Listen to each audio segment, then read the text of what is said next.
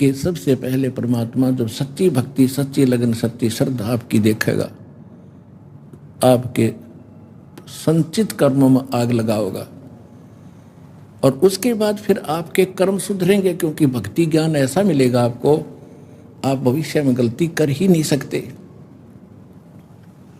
और फिर रही प्रारब्ध की बातें। प्रारब्ध के अंदर जो आपके पाप हैं, न ब्रह्मा काट सके, न विष्णु, न शिव, न ब्रह्म, न परब्रह्म, न दुर्गा, केवल पूर्ण ब्रह्म, परम अक्षर ब्रह्म, वो धानक रूप रहा करतार कबीर साहब, वो काट सकते।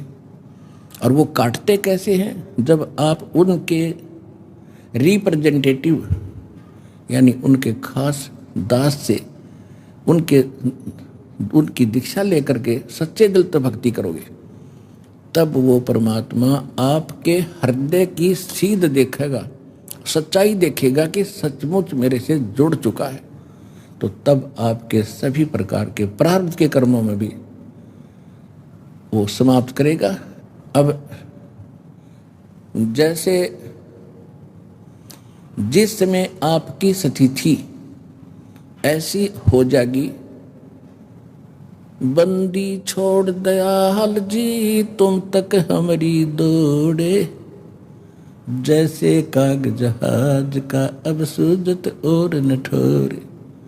समुद्र के अंदर काग बैठा होता है, बहुत दूर चले जाते हैं, उस कव्वे को उड़ा देते हैं, पत्थर मार मूर के विवश कर देते उड़ने के लिए। वो एक बार तो उड़कर चल पड़ता है जिधर से वो रात को चला था, लेकिन कुछ देर में देखता कहीं ठिकाना नहीं है, मैं इतना उड़ भी नहीं सकता हूँ।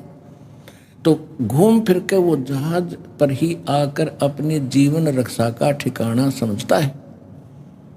उसको कहीं और ऐसा स्थान दिखाई नहीं देता जहाँ वो अपना बैठ सके। जहाँ बैठेगा वहीं डूबेगा, समुद्र ही समुद्र है। तो जिसमें आपको आपके ज्ञान की स्थिति इतनी ऊंची उठ जाएगी, उत्थान होगा आपकी बुद्धि का, कि आपको कबीर साहब के अतिरिक्त कोई भगवान दिखाई नहीं देगा, है भी नहीं। तो उस समय और इसके अतिरिक्त आप किसी से सपने में इच्छा नहीं करोगे कि मुझे वहाँ कोई राहत मिलेगी। वो तो डुबोन के हैं, वो तो समुद्र ही समुद्र है। ये भाव सागर कहलाता है। एकमात्र स्थान कबीर भगवान की दया से सतलोक आश्रम बरवाला, जिला हिसार, हरियाणा के अंदर है। ये दास के पास वो वस्तु है जिससे आपकी जीवन रक्षा हो सकती है, मोक्ष भी हो सकता है।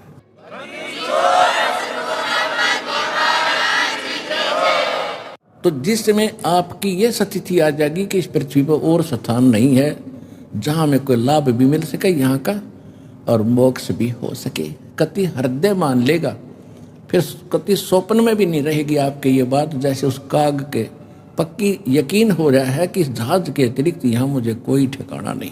फिर आपके मन में क्या आएगी? बंदी छोड़ दयाल जी तुम तक हमारी दौड़े, जैसे काग जहाज का अब सूजत और न ठोरे।